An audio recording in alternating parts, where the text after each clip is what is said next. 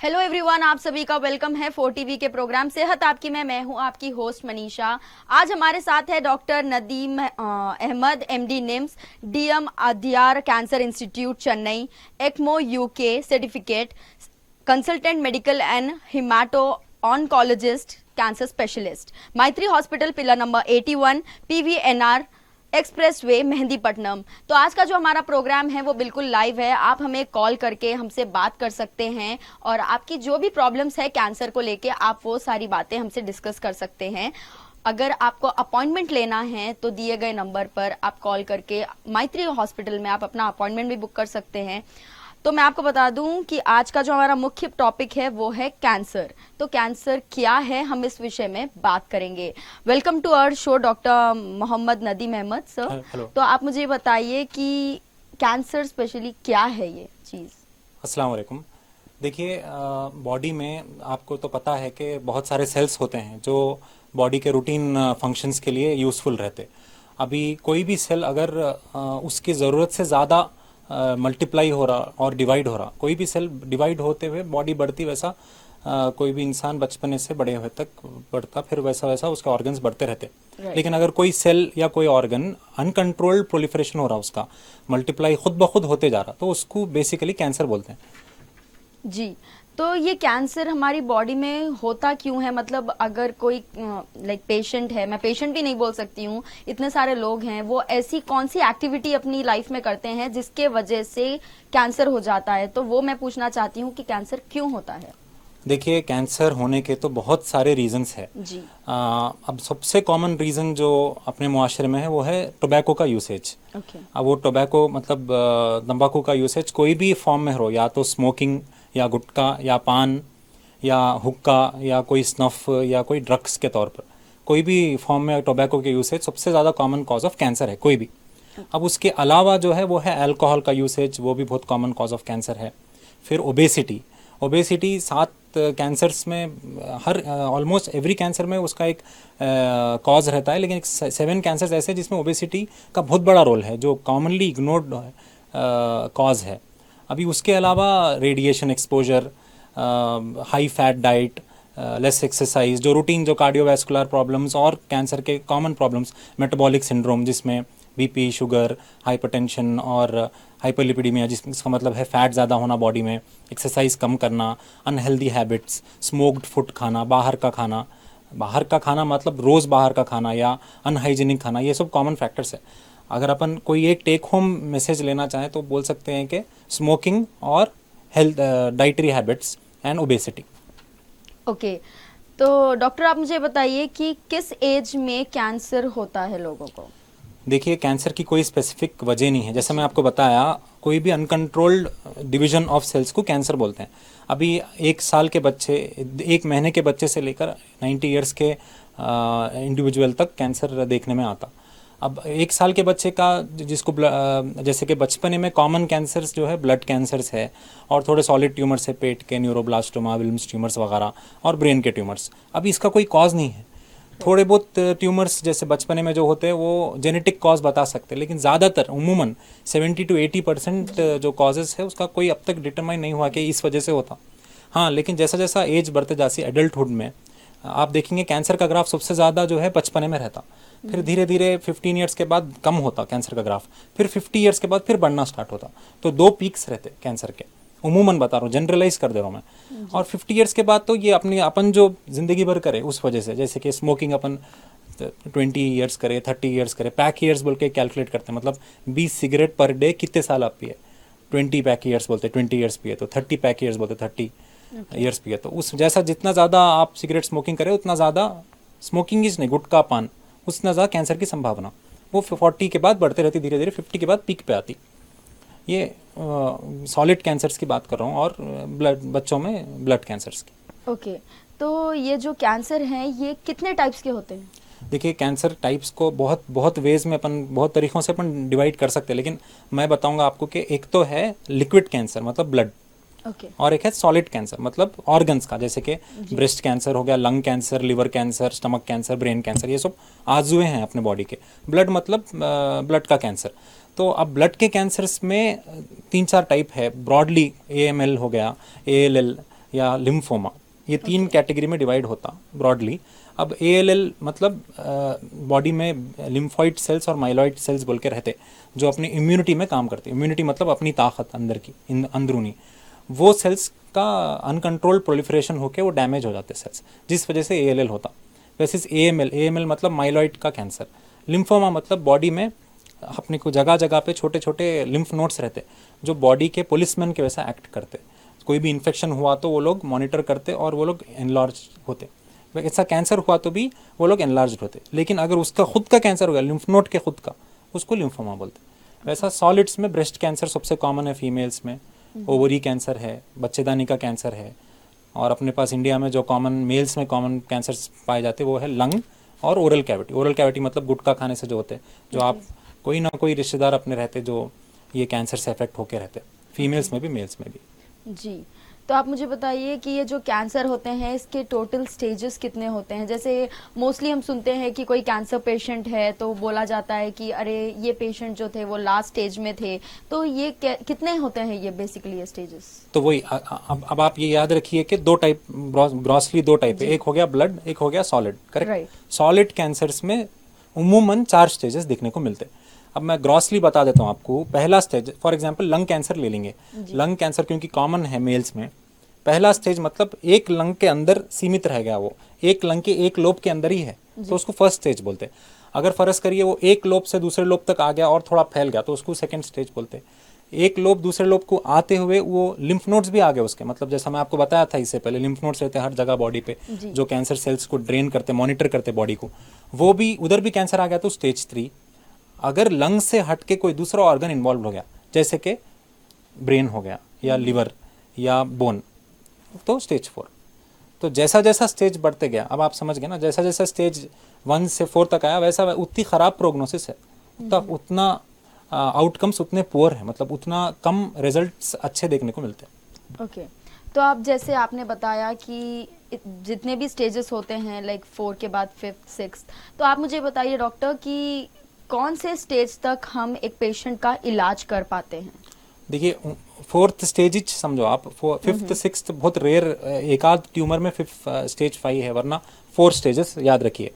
अभी स्टेज देखिए, ट्रीटमेंट तो हर स्टेज में करना है, अपने को डिसाइड ये करना है कि हम कौन से स्टेज को क्यूर कर सकते हैं। उमूमन जो कॉमन लोगों में एक मिसकंसेप्शन है, एक वहम है, वो ये है कि हम कैंसर मतलब खत्म, अब जिंदगी खत्म हो गई, वैसा बिल्कुल नहीं है। स्टेज 1 और 2 में कंप्लीट इलाज करके अपन उसको एक BP शुगर के वैसा मरीज बना सकते हैं, जिंदगी भर उनको बस टैबलेट्स पे या कुछ मिनिमल चीज़ पे रख के। स्टेज 3 में क्यूर करना थोड़ा मुश्किल है, लेकिन फिर भी पॉसिबल है लंग कैंसर की अगर बात करें। स्टेज 4 में जब एक पेशेंट आ जाता ना, तब अपन क्यूर नहीं कर सकते लेकिन ट्रीट कर सकते हैं, डिफरेंस है। देखिए ट्रीटमेंट करने का मकसद स्टेज 1, 2, 3 में क्यूर का होता है, स्टेज 4 में मकसद क्यूर का नहीं, स्टेज 4 में मकसद उनकी लाइफ इंक्रीज करने का और उनकी क्वालिटी ऑफ लाइफ, मतलब उन्होंने जी रहे हैं तो पेन फ्री जीना, बगैर पेन के जीना, अच्छा खाना, उन्होंने अच्छे मेंटल स्टेटस में रहना, वो अपना मकसद रहता। सिर्फ मकसद बदलता, ट्रीटमेंट तो हर स्टेज में करना है। फिर स्टेज 4 में एक पॉइंट आता जब अपन बोलते कि भाई ठीक है अभी कुछ ट्रीटमेंट नहीं, लेकिन वो बहुत लेट आएगा। अपन वो सोच के कई लोग अपने तबके में वो ट्रीटमेंट ही लेना छोड़ देते हैं, जो बहुत गलत बात है। मतलब जैसे कि कोई भी पेशेंट है, अगर कैंसर के पेशेंट्स हैं तो वो 4th स्टेज तक अगर नहीं गए तो ही अच्छा है, अगर उससे पहले रहेंगे तो उनका ट्रीटमेंट करना थोड़ा सा आप लोगों के लिए इजी हो जाता है, राइट? अब इजी तो डेफिनेटली कोई भी चीज़ नहीं होती है, टाइम तो लगता है हर चीज़ के लिए, बट स्टेज 4 में बहुत ज़्यादा कॉम्प्लिकेटेड होता है, तो स्टेजेस ज़्यादा ना बढ़ाएं। इसलिए आप मुझे ये बताइए डॉक्टर कि जो भी पेशेंट कैंसर से जूझ रहा है तो उन्हें कैसे पता चलेगा कि वो कैंसर से पीड़ित हैं? जी, इसका जवाब देने से पहले एक और चीज मैं ऐड करना चाहूंगा। ब्लड कैंसर्स में स्टेजेस नहीं रहते। ओके। तो जैसे कि कोई लिम्फोमा अगर स्टेज 4 भी लिखे हुआ है फाइल में, उसका मतलब ये नहीं है कि वो बस टर्मिनल है, वैसा नहीं है। ब्लड कैंसर में हर कैंसर स्टेज 4 ही रहता, क्योंकि ब्लड इन्वॉल्वमेंट है ना, ब्लड तो पूरी बॉडी में है, कोई एक आजू नहीं है, राइट। तो उसमें थोड़ा अलग रिस्क स्ट्रेटिफिकेशंस रहते, तो उधर स्टेज मत देखिए, सॉलिड कैंसर्स में देख सकते। अब आपके सवाल का जवाब, अब कैसा आइडेंटिफाई करना, राइट। तो देखिए कॉमन 5-6 सिम्टम्स बताता हूँ मैं, जिस जगह जो अगर हुए तो आप डॉक्टर के पास जाना, अपने आप को गूगल सर्च नहीं, डॉक्टर के पास जाना। वो ये है एक तो कोई एक ऐसा लंप है या ग्रोथ है, गड्ढा है बॉडी पे जिसका साइज बढ़ रहा, या आपको जो जो नहीं रहना चाहिए और आपको नया महसूस हो रहा, और जो थोड़ा हार्ड सा है, तो आप इमीडिएटली कोई डॉक्टर से इवेलुएट कराना। कोई भी स्वेलिंग किधर भी, या तो ब्रेस्ट पे, पेट पे, कहीं भी, यूरिन की जगह पे या स्किन पे, कहीं भी, पहली चीज़। दूसरी चीज़, अनएक्सप्लेन्ड वेट लॉस हो रहा आपका, मतलब आपका वेट कम हो रहा और आपको मालूम नहीं किस वजह से, ये एक दूसरी चीज़ है। तीसरी चीज़, अनएक्सप्लेन्ड और प्रोलॉन्ग्ड अनट्रीटेड फीवर है, जैसे कि आपको बच्चों में हो गया। बच्चों में यूजुअली जो ब्लड कैंसर्स होते हैं, कई बार वो लोग 1 महीना कहीं तो भी ट्रीटमेंट, कुछ तो भी टाइफाइड, डेंगू बोल के चलते रहता ट्रीटमेंट वो लोग का, लेकिन वो बाद में मालूम होता कि भाई ये था। तो ऐसा कुछ प्रोलॉन्ग्ड फीवर।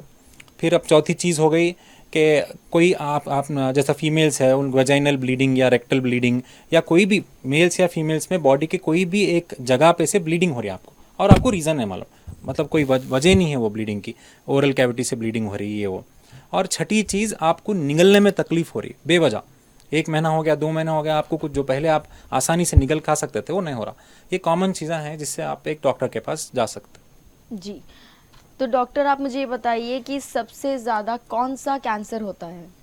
तो वही मैं आपको इससे पहले भी बोला, अभी अपने इंडिया में फीमेल्स में सबसे कॉमन कैंसर पहले सर्विक्स था, अभी ब्रेस्ट है। ब्रेस्ट कैंसर सबसे कॉमन है, उसमें सबसे ज़्यादा टाइप्स भी है, उसका ट्रीटमेंट सबसे ज़्यादा आगे बढ़ भी चुका है। कईयों ब्रेस्ट के कैंसर के ऐसे पेशेंट्स हैं जो 30-40 ईयर से अलाइव है, जो बिल्कुल एक्टिव है, आप मुआशरे में आपके साथ रहते हैं और आपको मालूम भी नहीं रहता। उतना कॉमन है और उतना अच्छा ट्रीटमेंट हो गया ब्रेस्ट कैंसर का। ब्रेस्ट कैंसर के बाद फीमेल्स में next most common cancer cervix का है। सर्विक्स मतलब बच्चेदानी का नीचे का हिस्सा, जो जैसा ब्लीडिंग से या कुछ डिस्चार्ज हो रहा तो डिटेक्ट हुआ, वो भी उसका भी बहुत अच्छा ट्रीटमेंट है। स्टेज 4 के अलावा स्टेज 3 तक बहुत अच्छा क्यूर रेट्स है। मेल्स में सबसे ज़्यादा कॉमन कैंसर्स दो कैंसर्स में टग ऑफ वॉर होते रहते इंडिया में, लंग कैंसर और ओरल कैविटी का, मतलब जबान का, कल्ले का, ये दोनों का एक ही कॉमन कॉज है, टोबैको। मेल्स में टोबैको इज ए किलर। आप टोबैको से अगर आप टोबैको छोड़े तो 2/3 ऑफ कैंसर से प्रिवेंट कर सकते हैं अपने आप को। और स्टडीज में देखा गया कि more than 60 to 70% of cancers में टोबैको का कॉज रहता। ओके, तो आप मुझे बताइए कि जब इंसान को, मतलब कोई भी एक पेशेंट को कैंसर हो जाता है फॉर द फर्स्ट स्टेज में, तो सबसे पहला सिम्टम उन्हें बॉडी में क्या दिखता है? तो वही बता रहा हूँ ना, अगर फर्ज करो आप ब्रेस्ट कैंसर है तो उनको सबसे पहला सिम्टम स्वेलिंग दिखता। अगर उनको बच्चेदानी का कैंसर है, मतलब यूट्रस सर्विक्स का, सबसे पहला सिम्टम उनको ब्लीडिंग दिखता। अगर उनको पेट का कैंसर है तो सबसे पहला सिम्टम उनको वेट लॉस दिखता। अगर उनको पेट के ऊपर का हिस्सा, जिसको नली बोलते, खाने की नली, यूसेफेगस, उसका कैंसर है, सबसे पहला सिम्टम रहता निगलने की तकलीफ। ब्लड कैंसर है, सबसे पहला सिम्टम बच्चों में या बड़ों में रहता वीकनेस, फटीग, मतलब वीकनेस, थकान, और ओवरऑल बच्चा अनहेल्दी दिखता। माँ पहचान सकती है चीज़ को कि बच्चा कौन सा हेल्दी है, कौन सा अनहेल्दी है। बहुत प्रोलॉन्ग टाइम तक अगर अनहेल्दी रहा तो वो एक साइन रहता है। जी, तो जैसे कि आपने बताया कि स्वेलिंग होती है, हर एक कैंसर के अलग अलग सिम्टम्स होते हैं। तो मेरा पूछना यह है, जैसे कि कुछ लोग ऐसे होते हैं जब रात में सो के सुबह उठते हैं तो उनके हाथ स्वेल हो जाते हैं, पैर स्वेल हो जाते हैं, फेस भी इनफैक्ट स्वेल हो जाता है। तो इसका मतलब ये तो नहीं है कि ये कैंसर का ही कोई रूप हो? नहीं, देखिए, स्वेलिंग का मेरा मतलब ये है कि गुठली के वैसा स्वेलिंग कोई भी स्पॉट पे बॉडी पे। अब कोई किसी को बहुत पुराना किडनी का प्रॉब्लम है तो वो रोज सुबह उन लोगों को पैरों पे सूजन रहती, वो पैरों पे सूजन एडिमा बोलते हैं उसको। स्वेलिंग अलग है, एडिमा अलग है। Edema can be due to multiple causes, TB हो गया, हार्ट का प्रॉब्लम, किडनी का प्रॉब्लम, कुछ और प्रोटीन की कमी बॉडी में, वो बहुत सारे, थायराइड का प्रॉब्लम, ये सब वजह से एडिमा रह सकता। कैंसर का स्वेलिंग का मेरा मतलब ये है कि सूजन कोई एक जगह पे, गुठली, गड्ढा, इसको बोल रहा हूँ। ओके, तो आप मुझे बताइए कि जो ये कैंसर के पेशेंट्स होते हैं उन्हें मोस्टली मतलब क्या चीज़ों में मतलब एहतियाती करनी चाहिए कि हमें उन्हें ये नहीं खाना है या यही चीज़ खाना है? तो कुछ ऐसी चीज़ें आप बताइए। सबसे पहली चीज़, अगर अपन कोई चीज़ ऐसा ये मैसेज लेके जा सकते हैं आज, वो ये है कि टोबैको का सबसे कम यूसेज, बिल्कुल बंद यूसेज अपन जितना करें अपन कैंसर का प्रिवेंशन कर सकते हैं। देखो, मौत तो लाजिम है हर एक के लिए, लेकिन टोबैको से इंसान जल्दी मरता। अब आप बोलते भाई आज नहीं तो कल मरना ही है, फिर मैं कहीं को अपने आप को मार मार के जीऊं, लेकिन टोबैको से आप पहले तो आप जीना फर्ज करो आपको 70 ईयर्स से, तो आप 40 ईयर्स में आपका खत्म हो जा रहा है। दूसरी चीज, आप जितने दिन जिएंगे उसके बाद भी बहुत टफ लाइफ रहती। आप कभी मिले होंगे अगर कोई एक ओरल कैविटी की कैंसर के पेशेंट्स है, लंग कैंसर, वो लोग इतना इफेक्ट होके रहते सोसाइटी, वो सोसाइटी उनसे इफेक्ट रहती, वो होके रहती, वो लोग सोसाइटी से इफेक्ट होके रहते, एक ऐब समझते और वो लोग सिर्फ रिग्रेट करते, आप पछताते पुराने हैबिट्स पे, कोई नाज नहीं करता आपको। कोई तो भी एक बोलते होंगे कि भाई हम इतने साल से सिगरेट गुटखा खा रहे हैं, कुछ नहीं हुआ, वो एक एग्जाम्पल है। 10 ऐसे लोग हैं जिसको कैंसर होके जो ख़त्म हो गए, वो बोलने के लिए है नहीं मुआशरे में, वो लोग की बात अपन नहीं सुन रहे हैं, और जो लोग इसको एक शान की बात समझ रहे हैं वो सुन रहे हैं। जिसको इफेक्ट नहीं किया वो लोग जो है ना वो तो इसको बोलेंगे बहुत ना, ज्यादा, जो इफेक्ट करा वो लोग तो है ही नहीं, वो दुनिया लोग में तो क्या है ही बोलेंगे। नहीं, एग्जैक्टली। बट कुछ लोग डॉक्टर्स ऐसे भी होते हैं जिन्हें, जैसे आपने ओरल कैविटी के बारे में जी, बताया, जी। जो ओरल कैंसर जो होता है, वो लोग इतने एडिक्टेड हो जाते हैं ये हाँ। टोबैको और ये गुटखा, ये सारी जी, चीजों को लेकर, जी। कि उन्हें पता भी होता है कि उन्हें कैंसर है, बट फिर भी वो ये सारी चीजों को छोड़ना उन्हें मंजूर नहीं है। जी। तो ये सारी चीजों के लिए पेशेंट्स को किस तरीके से आप कन्विंस करोगे जी। कि वो चीज उनके लिए हानिकारक जी है? बिल्कुल, आपका ये बहुत अच्छा सवाल था। मैं रिसेंटली एक आर्टिकल भी लिखा हूँ इस पे। देखिए, टोबैको या गुटखा, पान, जर्दा जो भी है, ये कोई इंसान अगर कोई यूज कर रहा तो उसको पहले तो आइसोलेट मत करो। आप तुम सिगरेट पीते हट जाओ इधर से, वैसा नहीं। अपने को 5 स्टेप यूज करना है। जी। सबसे पहले तो आस्क मतलब पूछो कि भाई आपको क्या प्रॉब्लम है, Right. तशखीस करो। दूसरी चीज एसेस करो उनके कंडीशन को, कि उन्होंने छोड़ना चाह रहे नहीं छोड़ना चाह रहे, Exactly. नहीं हम छुड़वाना चाह रहे हैं या उनके फैमिली मेंबर छुड़वाना चाह रहे हैं। सेकंड चीज।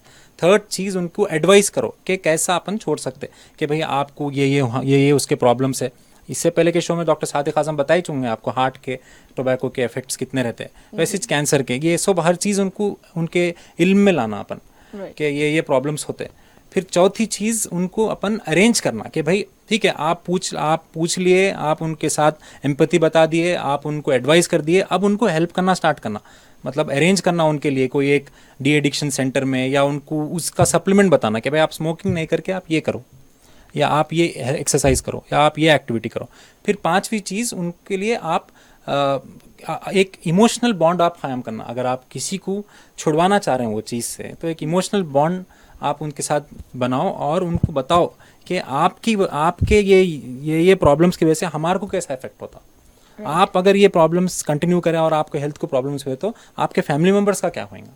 ये एक 5 स्टेप, अगर आप इसको इंग्लिश में ask, assess, advise, arrange, assist बोलते, जी। ये चीज़ करने से I think it should help a lot.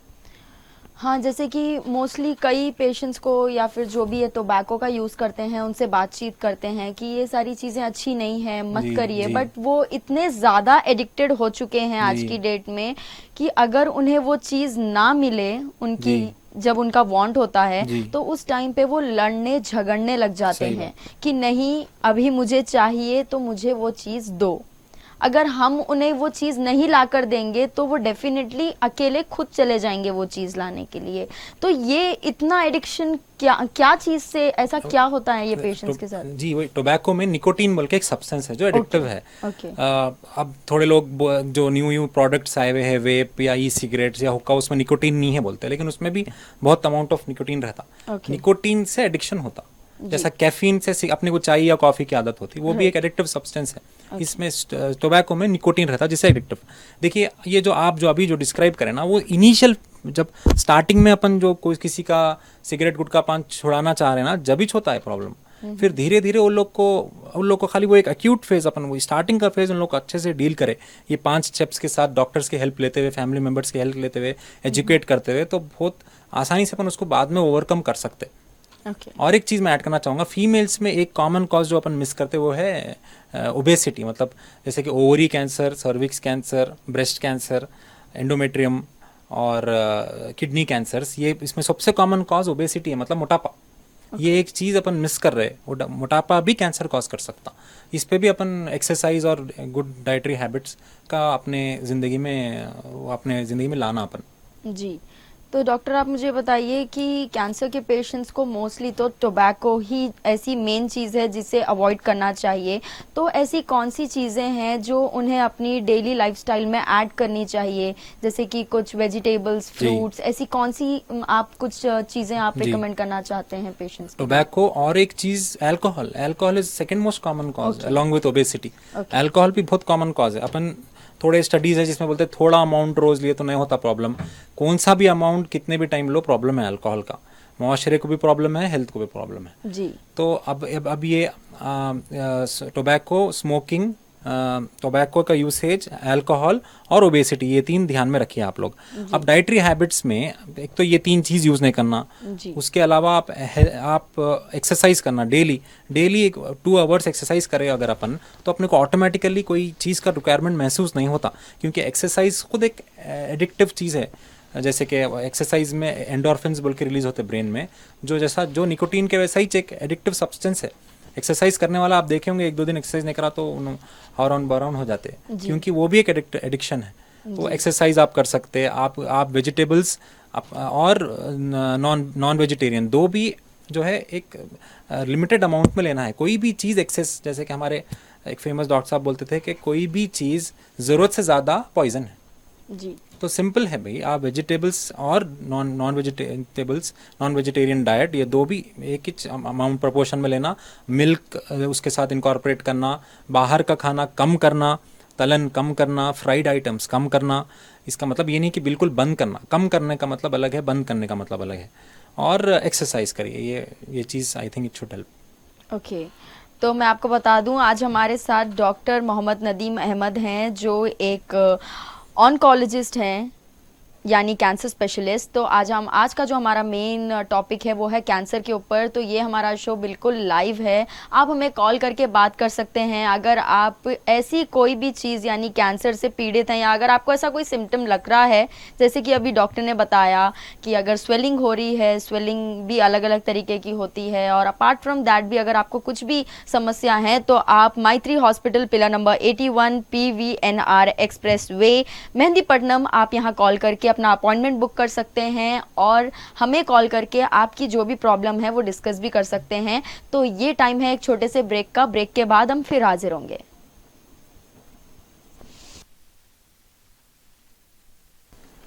Hello everyone, आप सभी का फिर से स्वागत है ब्रेक के बाद 4TV के प्रोग्राम सेहत आपकी में। मैं हूं आपकी होस्ट मनीषा। आज हमारे साथ है डॉक्टर मोहम्मद नदीम अहमद, जो एक ऑन्कोलॉजिस्ट यानी कि कैंसर स्पेशलिस्ट हैं। तो आज का हमारा जो टॉपिक कैंसर का है, आप हमें कॉल कर सकते हैं क्योंकि ये जो प्रोग्राम है बिल्कुल लाइव है और कैंसर के बारे में आप हमसे बात कर सकते हैं। तो इसी के साथ डॉक्टर हमारा पहला कॉल रिसीव करते हैं और पूछते हैं कि उनके क्या क्वेश्चंस हैं कैंसर को लेकर। Hello hello hello hello hello, मुझे लगता है कि ये कॉल हमारा यही ड्रॉप हो चुका है। तो मैं आपको बता, हेलो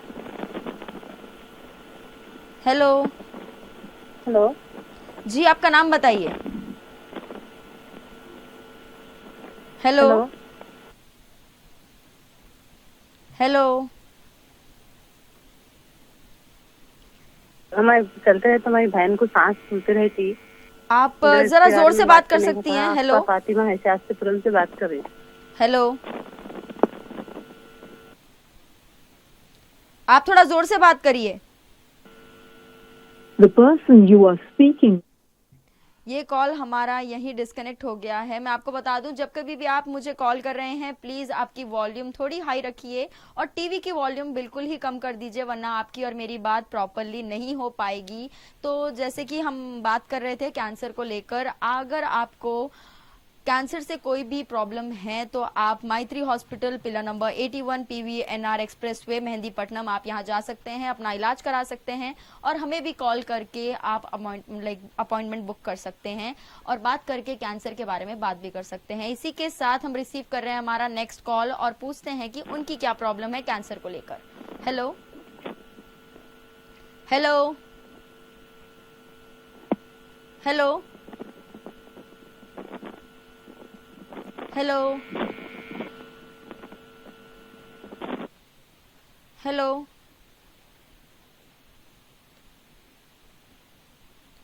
ये कॉल भी हमारा यहीं ड्रॉप हो चुका है। मैं आपको फिर से बता दूं, हमारी बहन रहते, मैं भी आप 4TV पे देखी इसलिए फोन करी।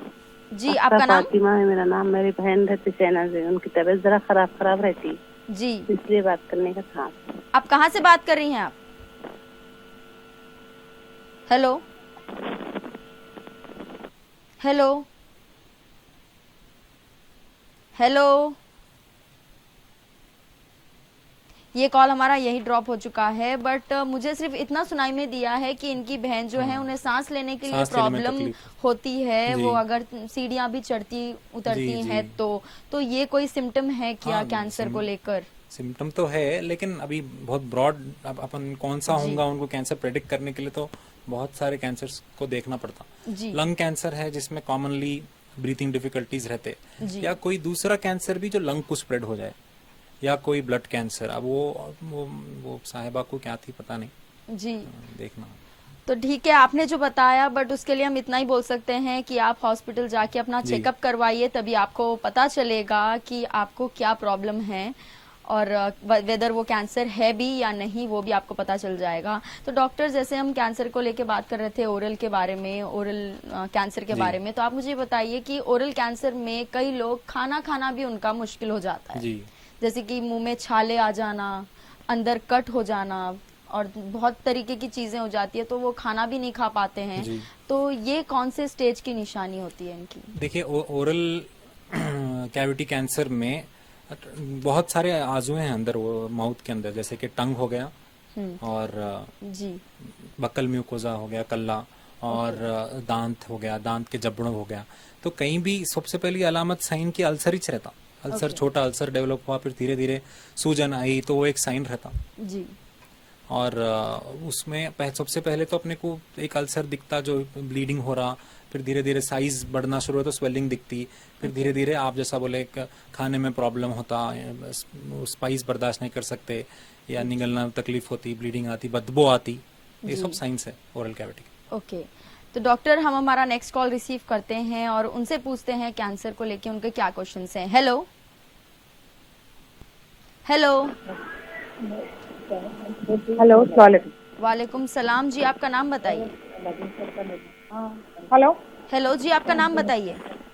हेलो हेलो हेलो हेलो जी, आपका नाम बताइए। Hello hello hello hello hello madam. जी, आपका नाम बताइए। हेलो हेलो, ये कॉल हमारा यही डिस्कनेक्ट हो चुका है। तो डॉक्टर, जैसे हम ओरल कैविटी के बारे में बात कर रहे थे, तो आप और क्या बोलना चाहते हैं ओरल कैविटी के लिए, कि मतलब कौन से स्टेजेस हैं ओरल जी। कैविटी में और क्या उन्हें खाना चाहिए, क्या चीजें अवॉइड करनी चाहिए? अब वो आप देखिए, टोबैको, अल्कोहल के बारे में तो अपन बात कर ली अच्छे से। जी अभी वो लोग को स्टेज, वैसे अब उसमें भी स्टेज 1, 2, 3, 4 है। ओके। अब स्टेज 1 मतलब वो बहुत छोटा सा सूजन या अल्सर है जो वहीं महदूद है। स्टेज 2 मतलब जो अतराफ के ऑर्गन्स, अतराफ का थोड़ा फैल गया और लिम्फ नोड्स आ गए। स्टेज 3 मतलब अतराफ भी आ गया, लिम्फ नोड्स भी आ गए, साइज और बढ़ गया। स्टेज 4 मतलब दूसरे और आजू इन्वॉल्व हो गए। अब इसमें ट्रीटमेंट देखिए, बेसिक ट्रीटमेंट जितना आसानी से सर्जरी हो सके उतना आसान है ओरल कैविटी का ट्रीटमेंट। अब वो सर्जरी के लिए कभी कभी पहले कीमो देना पड़ता है, और कभी कभी सर्जरी नहीं हो सकती तो रेडिएशन देते हैं, और रेडिएशन के साथ फिर कीमोथेरेपी मिलाते हैं। अभी आपको मैं थोड़ा सा रेडिएशन और कीमोथेरेपी के बारे में बोलूँगा। रेडिएशन का मतलब जो है, एक्सरेज जो रहते हैं ना अपन जो कॉमनली निकाले, बहुत हाई डोज का एक्सरे यूज करके कैंसर सेल को मारने को रेडिएशन बोलते हैं। ओके। तो डॉक्टर, आप ये बताइए, जैसे कि कैंसर पेशेंट्स जैसे आपके पास आते हैं, तो इनके लिए कोई डायग्नोस करना, मतलब कोई टेस्ट वगैरह जी। कुछ होते हैं क्या इसमें? ये बिल्कुल, देखिए सबसे इम्पोर्टेंट टेस्ट दो चीजों में डिवाइड कर सकते हैं अपन। एक तो कौन सा टाइप का कैंसर है मालूम करने के लिए बायोप्सी करना पड़ता। Okay. बायोप्सी मतलब नीडल का टेस्ट, जहां जिधर भी लंप, स्वेलिंग, सूजन है उधर से सैंपल ले लिए अपन और लैब को भेज दिए। अगर ब्लड कैंसर है तो बोन मैरो करना पड़ता, गुद का टेस्ट, उसका सैंपल लेके लैब को भेज दिए। इससे क्या टाइप है मालूम होता। दूसरी चीज है क्या स्टेज मालूम करने के लिए। स्टेज के लिए दो चीजें इंपॉर्टेंट, एक तो लोकल एग्जामिनेशन, जो अपन जो पेशेंट को टच करके देखते हैं उनका एग्जामिनेशन में अपने को क्या दिख रहा, वो एक से एक। दूसरी चीज स्कैन करके देखना पड़ता कि कौन सा स्टेज है, जैसे कि सीटी स्कैन हो गया, पेट स्कैन हो गया जो सॉलिड ट्यूमर्स में बहुत कॉमन यूज होता, और बोन स्कैन हो गया, एमआरआई हो गया, ये चीज़ें हैं। हर कैंसर के थोड़ा थोड़ा डिफरेंट रहते हैं, वो यूज़ करके अपन स्टेज मालूम कर सकते हैं। स्टेज और टाइप मालूम हुए बाद ट्रीटमेंट। ट्रीटमेंट में 3 मोडेलिटीज रहते हैं कैंसर के। एक तो है सर्जरी, दूसरा है रेडिएशन, तीसरा है कीमोथेरेपी। सर्जरी तो सबको मालूम है, सर्जरी क्या है, निकालने को कोई भी हिस्सा जो जिधर भी कैंसर इन्वॉल्व है। रेडिएशन में आपको अभी बताया कि एक्सरेज बहुत हाई डोज में यूज़ करते हैं। कीमोथेरेपी मतलब दवाइयाँ जो ग्लूकोज में मिला के आईवी से जरिए देते, या नहीं तो ओरल टैबलेट्स देते। ये कीमोथेरेपी क्या करती है, बॉडी में जाके जिधर भी कैंसर सेल्स है उसको मारना स्टार्ट करती। ये बेसिक ब्रॉड ट्रीटमेंट के ओके। तो प्रिंसिपल्स। आप मुझे बताइए डॉक्टर कि आपके पास कैंसर के पेशेंट्स को कैसे ट्रीट किया जाता है मैत्री हॉस्पिटल में? वही देखिए, अगर अब जैसा आप ओरल कैविटी की बात कर रहे थे, तो हमारे पास सर्जिकल ऑन्कोलॉजिस्ट है जो पहले पेशेंट को देखते और उसके बाद बोलते कि आप सर्जरी कर सकते हैं या नहीं। अगर पहले सर्जरी कर सकते तो वो सर्जरी कर देते, उसके बाद हम लोग कीमो और रेडिएशन स्टार्ट करते। अगर पहले सर्जरी नहीं कर सकते तो वो पहले कीमोथेरेपी के लिए मेरे पास भेजते या रेडिएशन स्टार्ट करना पड़ता वो लोग का। कीमोथेरेपी या रेडिएशन से क्या होता है, जो वो सूजन है वो कम होती है, उसके बाद सर्जरी करते। अब ये तो ओरल कैविटी का हो गया। वैसे ब्रेस्ट कैंसर है, ब्रेस्ट कैंसर में 50-60% लोगों को पहले कीमोथेरेपी देके वो ट्यूमर रिड्यूस करना पड़ता, फिर सर्जरी। थोड़े लोगों को पहले सर्जरी करके बाद में कीमोथेरेपी और रेडिएशन प्लस माइनस रहता। वैसे लंग कैंसर में सर्जरी बहुत मुश्किल रहती, ज़्यादातर लंग कैंसर स्टेज 4 में प्रेजेंट होते, तो कीमोथेरेपी उन लोगों का बैकबोन ऑफ ट्रीटमेंट रहता। ब्लड कैंसर से कीमोथेरेपी बैकबोन रहता। कीमोथेरेपी तो मैं बताया क्या है। कीमोथेरेपी बहुत टाइप्स की है, बहुत ड्रग्स है, बहुत शेड्यूल्स है। कभी 1 महीना चलता, कभी 3 हफ्ते में एक बार, कभी 2 हफ्ते में एक बार।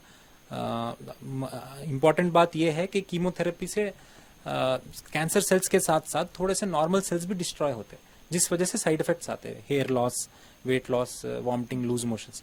और कोई अच्छे ऑन्कोलॉजिस्ट के पास आप गए तो वो साइड इफेक्ट्स कम और इफेक्ट ज़्यादा हुए वैसा ट्रीटमेंट देता, और जब आपको पेशेंट को साइड इफेक्ट ज़्यादा होते वैसा दिखता, वो ट्रीटमेंट स्टॉप कर देता। ये उसका बेसिक प्रिंसिपल्स। जी। तो डॉक्टर नदीम, हम हमारा नेक्स्ट कॉल रिसीव करते हैं और पेशेंट से पूछते हैं कैंसर को लेके उनके क्या क्वेश्चंस हैं। Hello hello. हेलो जी, आपका नाम बताइए। Hello. Hello hello. Hello hello. जी, आपका नाम बताइए। हेलो। ये कैंसर कैसा डिटेक्ट होता, मेरे को वो पूछना था। कैसे इसके सिम्टम्स क्या रहते, क्या खाने से होता, कैसा होता, पूछना है। जी, आपका जो ये सवाल है इसका जवाब अभी डॉक्टर देते हैं। देखिए, अभी इस बारे में आप जो क्वेश्चन पूछे कैसा डिटेक्ट होता, उसके क्या सिम्टम्स है, वो अभी इस बारे में डिस्कशन हो गया। फिर भी मैं बता देता हूँ आपको ऊपर से कि 5-6 बेसिक साइंस रहते कैंसर के। जैसे कि सूजन, कहीं एक सूजन जो कम नहीं हो रही और बहुत दिन से है, बढ़ते जा रही धीरे धीरे। दूसरी चीज़, कहीं कोई जगह से बॉडी से ब्लीडिंग होना, फीमेल्स को जैसा वेजाइना से होती, या मोशन की जगह से होती, या ओरल कैविटी से, या निपल से। और फिर तीसरी चीज़, उसकी कोई अनएक्सप्लेन्ड फीवर है जो कम ही नहीं हो रहा, बहुत दिन से चल रहा, या अनएक्सप्लेन्ड कॉफ, खांसी है जो कम नहीं हो रही, बहुत दिन से चल रही, बहुत ट्रीटमेंट करा लिए बाद भी। और अनएक्सप्लेन्ड वेट लॉस, किसी का वेट कम होते जा रहा, मतलब पहले अपन कुछ समझे डाइट से होता समझे, लेकिन कोई ना कोई वजह से वेट कम होते जा रहा। फिर छठी चीज़ है जो वेस्टर्न पॉपुलेशन में ज़्यादा रिलेटेबल है, वो है मोल का, मतलब जैसे अपने बॉडी पे तिल रहता ना, तिल का साइज़ या नंबर चेंज होना, बढ़ना, वो अपने इंडियन मुआशरे में थोड़ा कम कॉमन है। बेसिकली ये जो 5-6 चीज़ें मैं बोला, वो चीज़ बहुत इंपॉर्टेंट है। और डिटेक्ट करने के लिए तो फिर वही आप एक ऑन्कोलॉजिस्ट के पास जाना पड़ता, जो एग्जामिन करना, फिर उसके बाद बायोप्सी से प्रूफ आता, फिर कुछ स्कैन जैसे कि PET scan, CT scan, MRI, वो करके एग्जैक्ट स्टेज मालूम है बाद ट्रीटमेंट। जी, तो डिटेक्ट तो ऐसे होगा, बट उससे हटके आप मुझे बताइए डॉक्टर कि ये जो पेशेंट्स होते हैं सब कुछ उन्हें पता होता है हर चीज़ के बारे में, कैंसर के बारे में। ये जो क्वेश्चन है मैं इसे यहीं रोक लगाती हूँ और हम एक और कॉल रिसीव करते हैं। Hello hello hello. हेलो जी, आपका नाम? Hello madam. जी। हेलो मैडम जी, मेरा नाम आफरीन बेगम है। ओके। हेलो। जी जी, बोलिए। आफरीन बेगम है ओके। जी, ये कैंसर के लिए। जी बोलिए। हेलो ये कैंसर के लिए बात करने के लिए करी मैं। जी पूछिए, हमारा आपको क्या पेशेंट है पूछना है? कैंसर के, उनको जो है सो कोलोनो कैंसर है जी उनका। जी। ओके। आप सवाल पूछिए, टीवी की आवाज़ कम कर। जी, आप टीवी की वॉल्यूम कम कर दीजिए। Hello hello. तो मैं जो सुना, जी कोलोन का कैंसर है उनको, ओके। उनके कोई म्यूट है रिलेटिव। सर वहाँ पे। जी हेलो हेलो। हाँ, तो आप क्या हाँ, बता रहे थे वो डॉक्टर? उनके उनके कोई रिलेटिव को कोलोन का कैंसर है बोले। कोलोन ओके मतलब अंतड़ियाँ बॉडी ओके। में, जैसे कि आपको पता है कि अब जैसा अगर अपन मुंह से देखा गया तो मुंह, उसके बाद फिर फुट पाइप रहता जिसको जी ईसोफेगस बोलते, फिर ओके आता स्टमक, फिर ओके। स्टमक के बाद आता स्मॉल इंटेस्टाइन और large large intestine. Intestine. Large intestine का बहुत बड़ा हिस्सा जो होता है वो कोलोन बोलते हैं उसको। ओके कोलोन का कैंसर बहुत कॉमन है, ओके वेस्ट में ज़्यादा कॉमन है इंडियन से, लेकिन इंडिया में भी बहुत बढ़ते जा रहा है वो। ओके इंक्रीज मतलब डाइट में फैट ज़्यादा लेने की वजह से, स्मोकिंग, अल्कोहल, फैट और अनहेल्दी फूड हैबिट्स और एक्सरसाइज नहीं करने की वजह से कॉमन कोलोन कैंसर दिख रहा। कोलोन कैंसर में सबसे इंपॉर्टेंट है सर्जरी। अगर पेशेंट की सर्जरी हो रही, सर्जरी करके निकाल सक रहे हैं वो इतना हिस्सा, तो उसका सबसे अच्छे आउटकम्स है। अगर सर्जरी नहीं हो सक रही तो अपन फिर कौन सा स्टेज में देखना, स्टेज 3 हो गया, स्टेज 4 हो गया, तो उसको सर्जरी के साथ साथ कीमोथेरेपी ऐड करना पड़ता। ओके ये दो करे तो पेशेंट को क्योर होने के चांसेस रहते। लेकिन फिर से आ गया अगर वो, तो फिर सिर्फ कीमोथेरेपी ऑप्शन रहता। कीमोथेरेपी इतना एडवांस हो गई कोलोन कैंसर में कि 4th-5th टाइम भी वापस आए बाद भी फिर कीमोथेरेपी अपन ट्राई कर सकते हैं, अलग अलग किस्म की कीमोथेरेपी का मतलब तो मैं समझा दिया आपको। उसके साथ टारगेटेड थेरेपी भी आई आजकल, जिसका साइड इफेक्ट कम, इफेक्ट ज़्यादा है। थोड़ी कॉस्टली है वो, इसलिए उतना कॉमनली अपन यूज़ नहीं करते। लेकिन उसमें क्या है बोलते, जो स्पेसिफिक जहाँ कैंसर है ना, वहाँ एक स्पेसिफिक टारगेट को वो इंजेक्शन एम करता, तो जिस वजह से साइड इफेक्ट्स कम और इफेक्ट की गुंजाइश ज़्यादा रहती। कीमोथेरेपी बॉडी में जहाँ जहाँ भी कैंसर है उसको किल करने में काम करता। ओके उनका एग्जैक्ट सवाल तो नहीं सुन सके अपन, लेकिन जी ग्रॉसली बताया मैं। ओके। तो डॉक्टर आप मुझे बताइए, जैसे कि आपने कीमोथेरेपी के बारे में बताया और बहुत सारी थेरेपीज हैं, तो ये एग्जैक्टली होती कैसी हैं ये थेरेपीज, आप उसके बारे में थोड़ा जी ब्रीफली जी आपको बिल्कुल, डिस्क्राइब कर सकें तो? जी बिल्कुल। कि देखिए, कीमोथेरेपी से डरना बिल्कुल नहीं है। कीमोथेरेपी ग्लूकोज बॉटल में मिला के देते, पेशेंट अवेक रहता, पेशेंट के सामने चलता, ओके अटेंडर्स भी रहते साथ में। जी कीमोथेरेपी के दो किस्म के साइड इफेक्ट्स होते हैं। एक तो कीमोथेरेपी देने के टाइम पे, जैसे कि जब इंजेक्शन चढ़ रहा तो पेशेंट को रिएक्शन हो सकता, सैचुरेशन, ब्लड का ऑक्सीजन गिर सकता, सांस लेने में तकलीफ हो सकती, चक्कर आ सकती, वो एक चीज़ है। दूसरी चीज़ है, कीमो ख़त्म हो के बाद अगले कीमो से पहले साइड इफेक्ट्स होते हैं। ओके तो ये जो पहला जो कीमो का साइड इफेक्ट होता है वो तो हॉस्पिटल में देते, तो हम लोग मैनेज करते बहुत सारे, बहुत रेयरली बहुत डेंजरस हो सकता। और जो सेकंड है वो सबको दिखता, जैसे कि वॉमिटिंग्स है सबको होते, वॉमिटिंग्स कम होने के लिए हम लोग कीमो से पहले बहुत स्ट्रॉन्ग वॉमिटिंग नहीं होने के इंजेक्शंस देते। वैसे है लूज मोशंस होते कई कीमोथेरेपी से, उसको कंट्रोल करने के लिए अलग अलग रेजिमेंट्स यूज़ करते, टैबलेट्स देते, मेथड्स बताते कैसा उसको प्रिवेंट करना। वैसे है कभी कभी फीवर होता और ब्लड काउंट्स गिरते, तो इसलिए हर हफ्ता उनको ब्लड टेस्ट कराना पड़ता। 1 या 2 साइकिल के बाद पेशेंट की बॉडी एडजस्ट हो जाती है और पेशेंट को भी समझ में आ जाता। और अच्छे ऑन्कोलॉजिस्ट के पास जाने का फ़ायदा ये है, और ज़रूरी भी इसलिए है क्योंकि कीमो देना आसान है, लेकिन कीमो के साइड इफ़ेक्ट्स को मैनेज करना मुश्किल है। साइड इफ़ेक्ट्स और इफेक्ट के बीच में ऑन्कोलॉजिस्ट, मेडिकल ऑन्कोलॉजिस्ट खेलते रहता। इफेक्ट ज़्यादा, साइड इफ़ेक्ट कम, ये हमारा एम है। तो डरने का नहीं है, ट्रीटमेंट तो लेना है, और वो ट्रीटमेंट कितना लेना है, कहाँ लेना है, वो अपन ऑन्कोलॉजिस्ट पे छोड़ना पड़ता। ओके।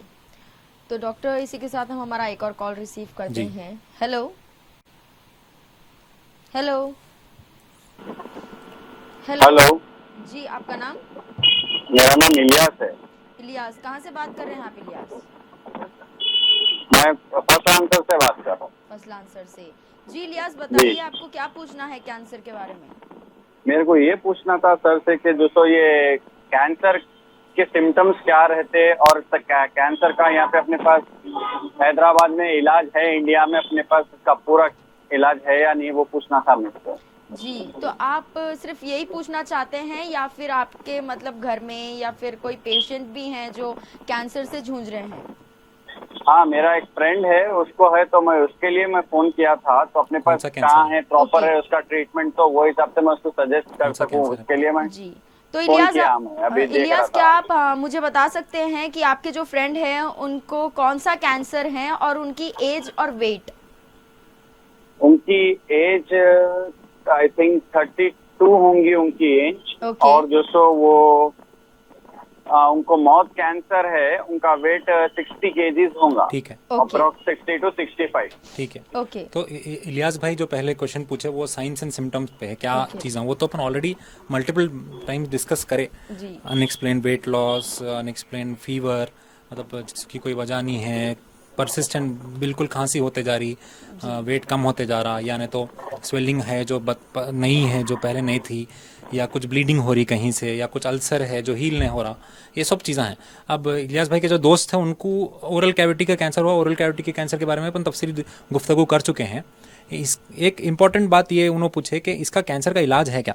बिल्कुल इलाज है, और इलाज इतना आगे बढ़ गया कि कईयों कैंसर्स, जैसे कि ब्रेस्ट कैंसर है या सर्विक्स कैंसर है या कई ब्लड कैंसर्स, लिम्फोमाज है, जिसको अपन इतना अच्छा ट्रीटमेंट उसका इवॉल्व हो गया कि अपन उसको बीपी शुगर के वैसा कर दिए।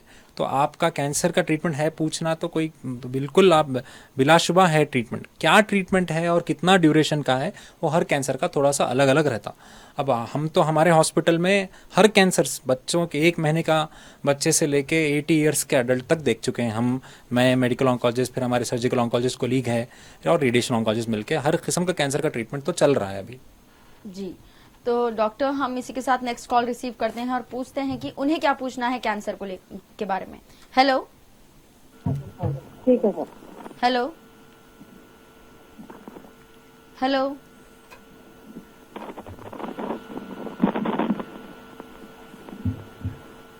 हेलो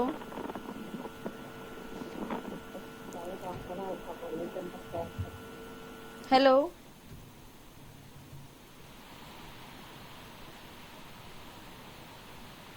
हेलो हेलो जी, हेलो। आपका नाम बताइए। जी अस्मा बेगम। अस्मा अस्मा बताइए, आप कहाँ से कॉल कर रही हैं? जी मैं अमीरपेट से बात कर रही हूँ। अमीरपेट से। अस्मा बताइए, आपको क्या पूछना है कैंसर के बारे में? जी हमारे हस्बैंड को ना कोलोनो कैंसर है। ओके और बहुत सारे डॉक्टर्स बोल दिए कि कुछ ऑलिव कैंसर है, ये कुछ इलाज नहीं है, 4th स्टेज पे हो गया बोल दिए। अच्छा कुछ भी नहीं है और ऊपर तक फैल गया, लिवर तक बोल दिए। अच्छा। उसका और कुछ ट्रीटमेंट, कीमो ऑलरेडी 3 कीमो हो गया, 10 रेडिएशन हो गया। ओके, तो अस्मा आप अपने हस्बैंड की एज और वेट बता पाएंगी? जी हाँ, 45 ईयर्स है। ओके वेट जो है तो पूरा लॉस हो गया, अब 60 हो गया है ना, तो तकरीबन 70 था उनका वेट। ओके तो अभी इससे पहले भी कॉल किए थे शायद आप, तो कोलोन कैंसर उनके हस्बैंड को है अभी। उनके बातचीत से तो ऐसा लग रहा है कि उनका स्टेज 4 है जी क्योंकि वो बहुत लिवर तक फैल गया। मतलब वो कोलोन, मैं बताया आपको, लार्ज इंटेस्टाइन में रहता, स्टमक के नीचे जो अंतड़ियां रहते उधर का कैंसर है जो लिवर तक चले गया। जी। लिवर अलग आजू है, कोलोन अलग आजू है, दूसरे आजू में इन्वॉल्व हो गया तो मतलब स्टेज बढ़ गया। तो स्टेज 4 में अपना ट्रीटमेंट का जो एम रहता ना, वो क्यूर करने का नहीं रहता, अपना एम रहता उनकी लाइफ एक्सटेंड करना जितना हो सके, और दूसरी चीज जितनी भी लाइफ उनकी है वो लाइफ उनकी अच्छे से गुजरना, मतलब बगैर तकलीफ के, बगैर ज्यादा साइड इफेक्ट्स के, और उन्होंने एक मुआशरे में एक रिस्पेक्टेबल जिंदगी गुजार सकना। अब वो एग्जैक्ट उनको देख के और उनके किधर किधर साइड्स ऑफ डिजीज है और अब तक क्या क्या ट्रीटमेंट हुआ वो देख के मैं बता सकता हूँ कि और क्या ट्रीटमेंट ऑप्शंस है। लेकिन कोलोन में डेफिनेटली बहुत एडवांस होके है। एक चीज़ याद रखने की ये है कि जितना ज़्यादा कैंसर बार बार आते रहता है ना, उतना ट्रीटमेंट डिफिकल्ट रहता है उसका, और उतना कॉस्टली भी हो जाता है ट्रीटमेंट, क्योंकि अपने पास मॉलिक्यूल्स जो है अवेलेबल है लेकिन थोड़ा कॉस्ट बढ़ते रहता है। उसको कम करने की अभी हमारी कोशिश चल रही। तो अब ट्रीटमेंट तो है अब, लेकिन हर स्टेज का जो है ट्रीटमेंट का एम अलग है। अपन एक्सेप्ट करना, पेशेंट एक्सेप्ट करो मत करो, अपन एक्सेप्ट करना कि इसको क्यूर कर सकते नहीं कर सकते। क्यूर नहीं कर सकते तो अपना एम क्या है? एम है लाइफ बढ़ाना और उनकी क्वालिटी ऑफ लाइफ अच्छी करना। एक पॉइंट आता कि अपन ये दो भी नहीं कर सकते, तब उनको सिर्फ बेस्ट सपोर्टिव केयर बोल के रहता है कि भाई हम उनकी खिदमत करना है, उनको दर्द नहीं हो ऐसा देखना है। वो स्टेज तो हम पेशेंट को देख के बता सकते जो स्टेज 4 के पेशेंट्स में कभी ना कभी आता। ओके तो डॉक्टर, हम एक और हमारा कॉल है जो पेशेंट का, वो रिसीव करते हैं और उनसे पूछते हैं कि उन्हें क्या पूछना है कैंसर को लेकर। हेलो, अस्सलाम वालेकुम। वालेकुम अस्सलाम जी, आपका नाम? मेरा नाम मोहम्मद अमजद खान है। मैं जी। ताड़बन से बात कर रहा हूँ। ताड़बन से। तो जी बताइए मोहम्मद, आपको कैंसर के बारे में क्या पूछना है? मेरे को एक ये सवाल था, अगर जेनेटिक दादा नाना या किसी को रहा तो बच्चों को आ सकता है क्या, फिर कैसा प्रोटेक्शन करना? जी बिल्कुल, बहुत बहुत अच्छा सवाल पूछे अमजद भाई।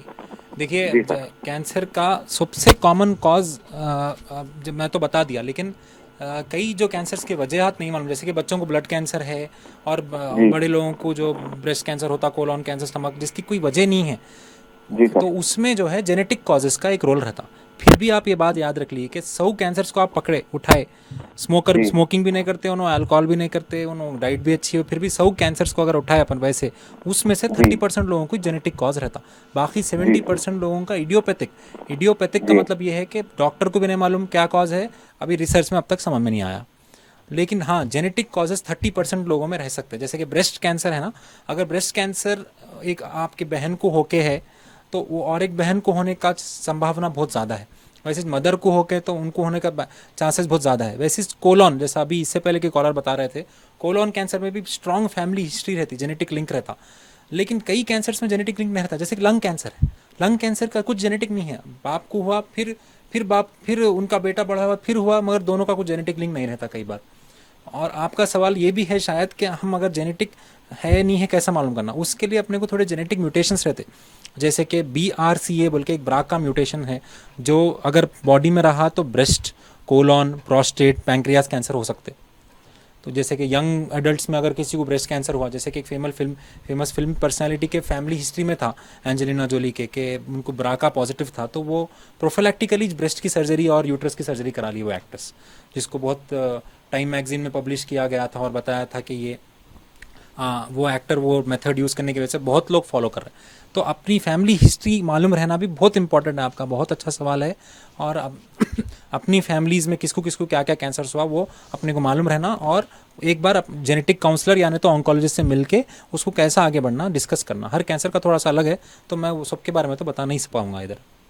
जी, तो मैं आपको बता दूं कि आज हमारे साथ डॉक्टर मोहम्मद नदीम अहमद हैं और वो बात कर रहे हैं कैंसर के बारे में, क्योंकि कैंसर एक बहुत ही इम्पॉर्टेंट चीज़ है आज की डेट में। तो डॉक्टर, मेरा एक जो मेन आपसे एक जो क्वेश्चन है वो क्वेश्चन ये है कि आज ऑल ओवर इंडिया या ऑल ओवर द वर्ल्ड में कैंसर के पेशेंट्स की तादाद कितनी बढ़ चुकी है, यानी परसेंटेज? जी देखिए, कैंसर कोई आज की बीमारी नहीं है, बहुत पहले से है बीमारी, लेकिन आज उसका डिटेक्शन बहुत ज़्यादा हो रहा। अपन उसको डिटेक्ट आसानी से कर सक रहे। पहले के ज़माने में 100 साल पहले शायद ऐसा होता था कि कोई मर गया, कोई कारण नहीं पता चला उसका, तो बस वो इंतकाल फरमा जाते थे। लेकिन अभी अपने को डिटेक्ट हो रहा बोल के अपने को समझ में आ रहा है कि कैंसर है। अब उस कैंसर जो है डे बाई डे बढ़ रहा, जो लोग बोलते हैं ना, वो एक्चुअल में बढ़ रहा नहीं, वो डिटेक्ट ज़्यादा हो रहा। पहले कई अनएक्सप्लेन लोगों से मर जाते थे। अब इंडिया में सबसे common cause of cancer females में ब्रेस्ट कैंसर है, फिर सर्विक्स बच्चेदानी का कैंसर, ओवरी, मेल्स में लंग कैंसर, ओरल कैविटी का कैंसर है, बच्चों में ब्लड कैंसर्स है और पेट के कैंसर्स है, एब्डोमिनल विल्म्स ट्यूमर्स, न्यूरोब्लास्टोमास, ये सब दिन ब दिन बढ़ते जा रहे हैं। वेस्ट में जो है थोड़ा सा अलग पैटर्न है। तो वेस्ट में जो है colon cancer, prostate cancer, breast cancer ज़्यादा कॉमन है। अपने पास लंग, ओरल कैविटी, क्योंकि अपने हैबिट्स तंबाकू, गुटखा, पान खाने की जो आदत है उसकी वजह से थोड़े ज़्यादा है। तो और एक चीज़ ये भी है कि अर्बनाइजेशन, मतलब जैसा जैसा अपनी डाइटरी हैबिट्स जो है बहुत पैकेज्ड फूड्स और पैकेज्ड ड्रिंक्स की तरफ जा रही, सिटी लाइफ की तरफ जा रही, तो भी वो भी एक कॉज ऑफ कैंसर है बोलते जिस पे अभी रिसर्च चल रही है। ओके, तो मैं आप लोगों को बता दूं आज हमारे साथ डॉक्टर मोहम्मद नदीम अहमद थे और वो जो है ना एक ऑन्कोलॉजिस्ट यानी कैंसर स्पेशलिस्ट हैं। और आज हमारा ये प्रोग्राम यहीं ख़त्म होता है। ऐसे ही हम आपके लिए प्रोग्राम्स लेकर आते रहेंगे 4 TV में, तो देखते रहिए 4 TV। Till then take care and bye bye.